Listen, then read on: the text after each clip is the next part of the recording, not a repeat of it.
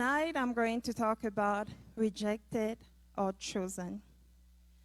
I know a lot of people, when you read the Bible, you're pretty much going to think about this Bible verse who said, we are called, few are chosen. I'm not going to talk about that. I'm going to mention that at the end, but I'm not going to talk about that. And now when you hear rejected or chosen, you're going to say, oh, maybe it's like the story of Esau and Isaac, where God said, I love Jacob and I hated Esau before they were even born. I'm not also going to talk about that. I'm not going to say that God rejected some of us and God chose some of us. I'm not going to talk about it, but I'm going to talk about rejection in another perspective, and I'm going to talk about chosen in another perspective. What we're going to read tonight is 1 Samuel 17, 31 to 37. And I'm going to have my husband come and read it for me.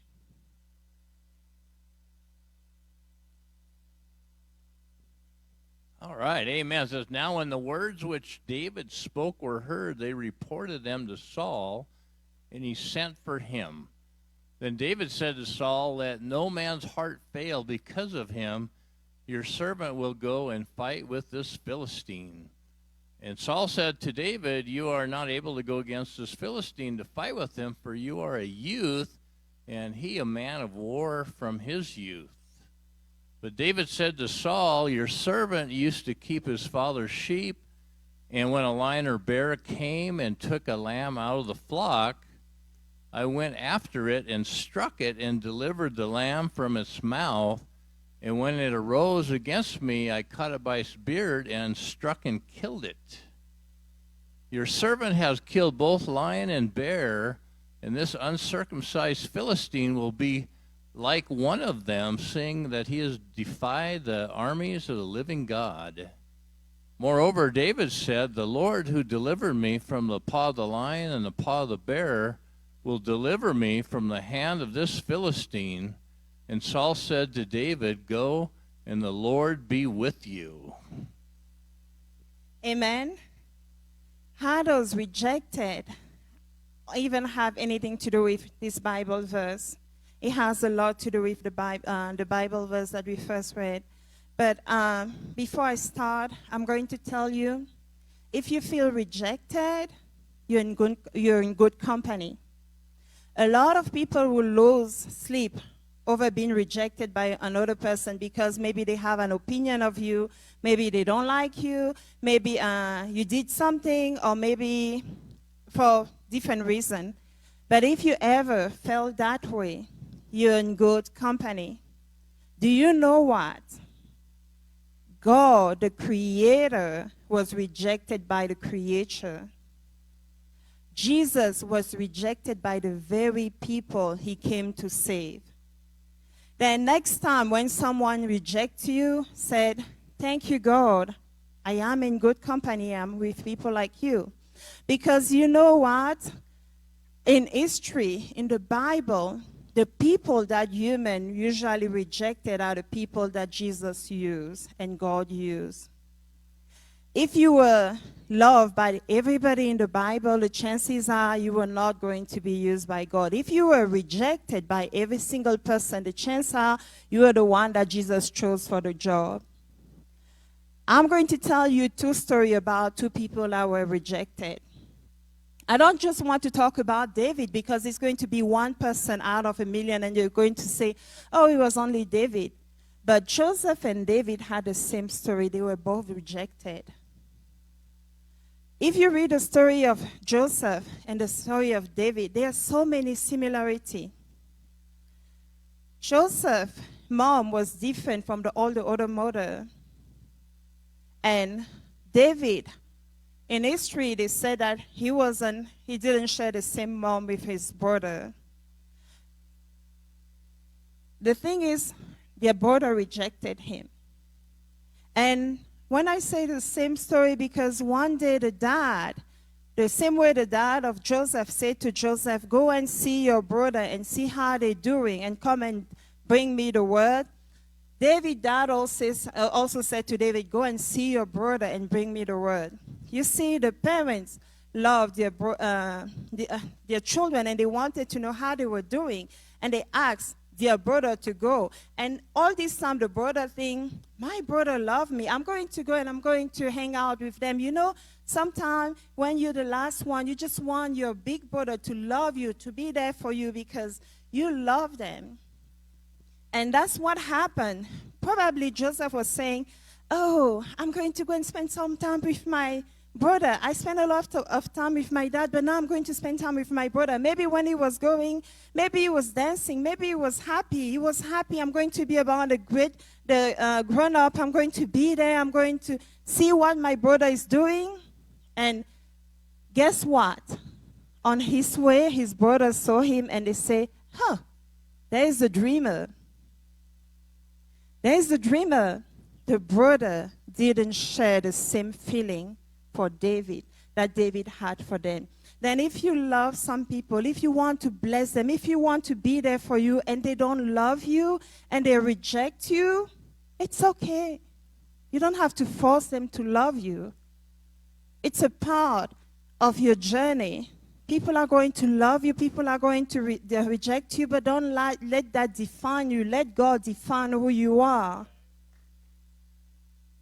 And the same thing with David. David is going and is saying, okay, I'm going to go and see my brother, and I'm going to see what is happening.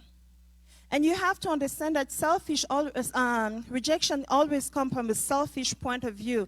It has nothing to do with you because most of you don't even know who has rejected you out there. They know, but you don't know because they actually are the problem, the people with the issue, not so much you. And that will be the same thing with David because David is thinking, I love my brother, they love me, I'm going to bring the word and I'm going to tell them what is happening and I'm going to bring back the news. And why does the brother say, oh, David, you're coming. You're so proud. You're insolent. Really? You have to be here? That's the welcome that David had from his brother, and that's the welcome that Joseph has for them, their brother. They rejected them. They rejected them. Then, like I said, rejection sometimes has nothing to do with you. The very first sin in the Bible, the root of that was rejection. We don't want God to be over us. I don't want God to be clever than me. I want to know the same thing that God knows. Then they rejected him. And then the same thing happened when the children of Israel asked for a king. God said to Samuel, they're not rejecting you, they are rejecting me. Then there is something about human race where we always want to reject people. And if you feel rejected, not allow the opinion or behavior to shape who you are. Because you may be God really chosen vessel to actually accomplish something in this generation. But if you allow people to make you feel bad, to make you feel worse, oh, now my brother don't like me. What have I done? I'm really hateful. I'm really a hateful person for them to love me. You're never going to accomplish anything. The chances are you're also going to finish in the pit. It's not because you're going to be miserable that they're going to change their mind, because they already said to kill you. You may as well just trust in God in the process and believe that God has the very best for you. And then when I just wanted to tell you that usually when you have a call in your life, you're going to have resistance. Because that should show you the next step. The next step is you may be the chosen one. Now I'm going to talk about chosen. You have to understand something about David. David was chosen for a reason. And you're going to understand that. Because every single time we talk about David, we talk about the fight with Goliath. The fight with Goliath was not David's biggest battle. It wasn't. The fight with Goliath put David on the map, but David's biggest battle took place in the secret place where nobody saw him. And that's why when he came to Saul, he said to Saul that because of the experience, because of what I have with God in the secret place, I can defeat this enemy. Your battle doesn't take place in front of people. Your biggest battle, the battle is going to form the warrior that you are, is going to take place in the secret place. It's going to take place when nobody sees. All of us, we want to be strong and wonderful in front of people. No, you're wonderful and strong when nobody is around, when it's only you and God. Before I tell you about what made David confident in his Lord and confident on what God can do, I will share a couple of things with you. David went and saw the king and said to the king, when my dad sent me to wash after the lambs, every time the lion came and took one of the lamb, I didn't feel rejected like those people say I will not amount to anything. I'm just going to go and hide and cry and say to my dad, I'm sorry, the lion came and took the lamb and I couldn't do something. He didn't do that. That's the difference between feeling I was talking one time about Mara, a place where you just want to go and stay there and cry and cry and cry and be the victim. Oh, everybody hates me. Oh, I don't know what I'm doing. I love everybody, but nobody loves me. Believe you me, I'm starting to understand that your opinion is your opinion. I respect that, but I don't accept that. I respect your opinion, but I don't accept that. You say I'm a bad person, good. You know what? If I told you everything that I do bad, you're going to even believe that I'm even worse.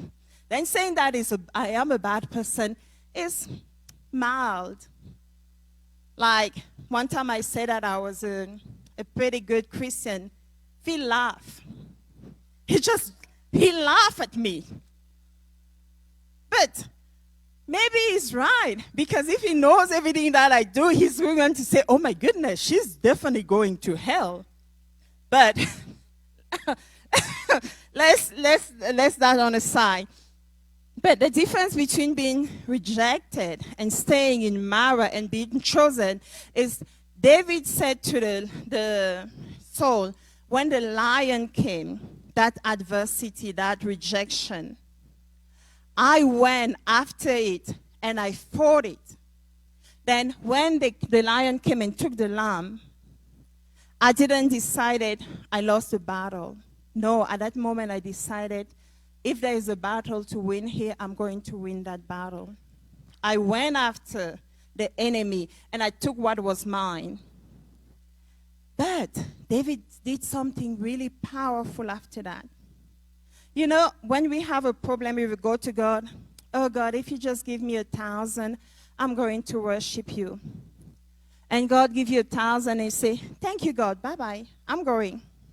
Do you know that the next day you're going to need another 1,000? The following day you're going to need another 1,000?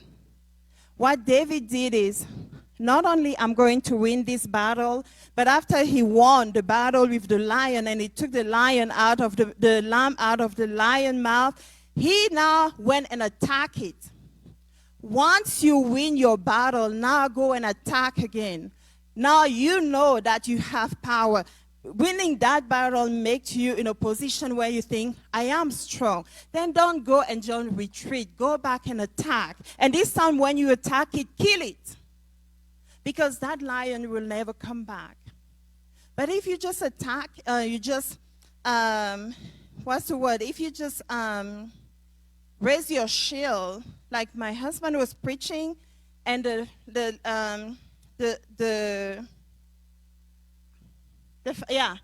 go back, they're going to come back again. But if you finish that and you go back again and you say, this situation is never going to come back because I'm going to annihilate, I'm going to destroy it, you're going to win. And that's what happened.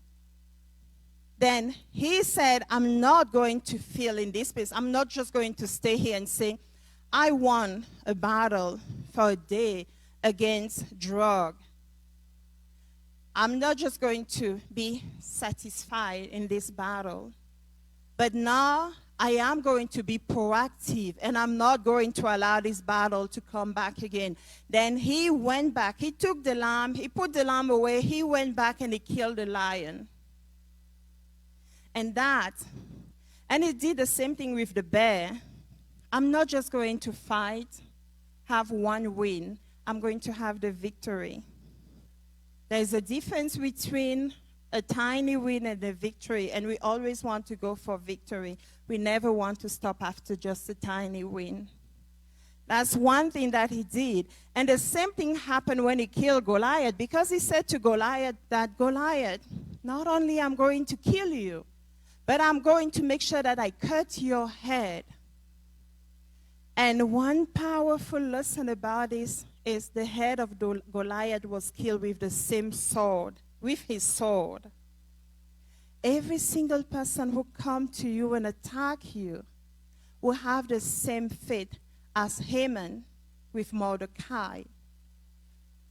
David didn't take the sword of Saul. He didn't take the sword of any other Philistine. He took the sword of Goliath and he cut his head. Because he said to Goliath, the same thing that you said, you finished the battle, you won the victory. He said to Goliath, when I will finish you, I will make sure that you really finish. Now, let's go back to the chosen part. Then we talk about David and Goliath. That battle put him in the map. But that was not his biggest battle. His biggest battle was with the lion and then the bear. And when I was studying that, I said to myself, and I said, everything happened in the secret place. You destroy all your enemies in the secret place. You don't destroy your enemies in public. Destroying your enemies in public is actually gossiping. If you go in public and you talk about other people, you are gossiping. You are character killing. And I love, there's a Bible verse that it says about gossiping. And I cannot remember that, but I can definitely find that and tell you. They said gossiping is like killing somebody, coming and killing it. It's like you're hurting someone, you're killing someone, you cut his hair. It's just a process. There's so many things in gossiping. It's not just not one act. They said it's like a triple killing when you gossip. And that's the Bible. The Bible talks about gossiper that you're not just killing the person, you're destroying them, you're destroying their reputation, you're destroying the way people are seeing them. Then it's worse. And that's the reason why God said one of the 7 things that he hates is a gossiping mouth. Then your biggest battle is not in public when you want to make people look bad. Your biggest battle is with your God when you are in a secret place. Because when you're in the secret place is where God is building you. The only reason why David knew he can take Goliath was because he went to the king and he said to the king, we know David is a child of God. He said to the king that, yeah, I will never accept that someone talk bad about my king. What is your stand? He said to his brother, is there another cause? Are we going to leave another person talk bad about our God? We're sitting there and somebody start to talk bad about your God. Oh, I'm just going to let it go. God can fight his own battle. Yes, God can fight his own battle, but make sure that when God is fighting the own battle, your head is not also with the head of all the enemies. Then David went to Saul and said to King Saul, I can kill that person. And he said, I have proved that I can kill that person because of the work that my God has been doing inside of me, outside of the public. And when I was studying that, God just tried to show me that Goliath had the strength of a lion and the height of a bear. Because when he can see, I can kill a lion. Goliath is strong like a lion. I won the battle against the lion. Then Goliath, with his strength, is not going to make any difference. I can kill him like I killed the lion. And then now he said, oh, he's tall. Do you know the tallest bear will be like 10 feet? And Goliath, they said Goliath was 7 to 8 feet. Then if you say to yourself, I kill a bear, the bear was 10 feet. And Goliath is what, 7, 8? Goliath is not the biggest enemy anymore. Because if you kill someone who was 10 feet, 7 and 9 feet is nothing. And if you kill a lion, Goliath coming and slapping like that, it's not going to make you scared. Then he said to the king, I can come to you because not only I know I will have my God on my side, but my God show me that I can destroy those enemies. The Bible, front to cover, is talking about so many enemies and how God destroyed them. They're talking about the Red Sea. They're talking about one person coming and killing thousands of people. They're talking about a wicked Gideon helping to save people. They're talking about Esther praying. You have example in the Bible of how you can win a battle. You're more equipped than David in every battle that you're facing. But so many of us, we prefer to be rejected because we accept what people talk about us instead of what God is talking about us. God said you're a mighty warrior. God said you're powerful. God said you're loved. God said you're royal priesthood. God said that you are son and daughter of the living God. But you play small. You like to be rejected. You want to have what your brother, what your friend, what your colleague are saying over you because you like that. You want to be a victim. You want to be miserable. You want to be that. But God say you're not that. God say you can say like David that David kill a lion. I can kill a lion. I don't ask you to go and kill a lion. Really, be serious. Don't go to the mountain and say, lion, come here, I can kill you. That's not what I said. But I said that you can. I say you can do that. But if the lion come and you said, like Daniel, and I talk about the story of Daniel in front of a lion. Daniel, God saw that Daniel was righteous. And the lion couldn't attack Daniel because of the fact that he was a righteous person.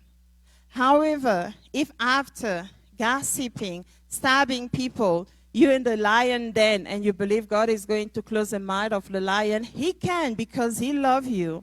Because in spite of you, God will save you. But the chances are he can also not close the mouth of that lion. You're going to be a really good meal. Then he said to King Saul, I kill a lion. I kill a bear. It wasn't in front of people. That story is a story that is between God and I. God built me. God trained me. God showed me how to attack, how to destroy, how to kill. That happened when my dad was not around, when my pastor was not around, when my husband was not around, when my children was not around. That happened when it was just me and God. Do you have a secret place? That me and God place? Because all your battle are going to be at that place where you can win them.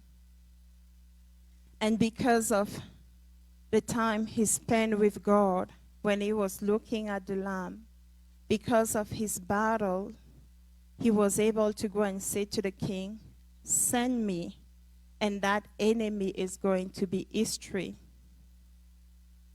And that's why he was able to come and stay in front of Goliath.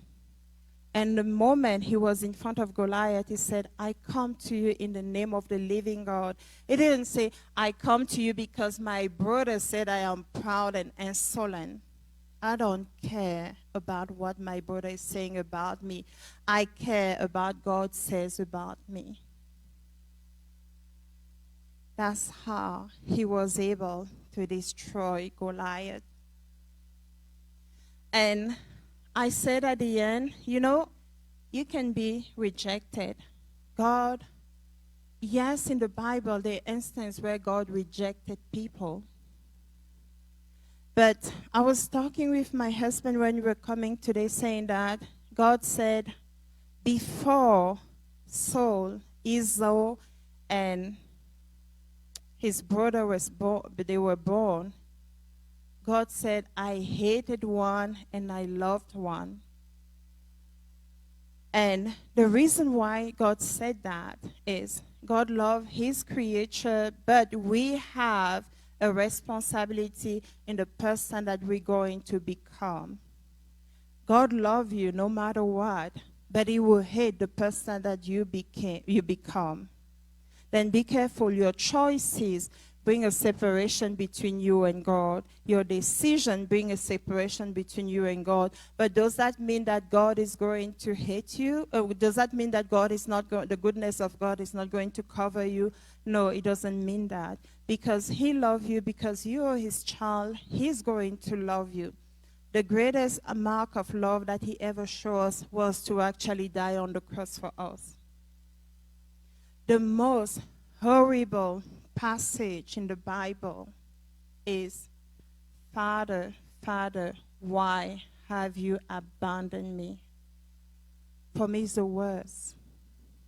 Because God and Jesus always were one. But when we came in the picture, that relationship was divided. Jesus actually felt abandoned because his Father abandoned him. It's not just a word like that, it's the truth. He was dying on the cross. The only person he hoped would be there for him couldn't. He turned his face because Jesus was carrying all the sin of the world, and our God is so pure, he couldn't stand that side. And for once in his life, he had to turn away from his beloved Son because of you and I.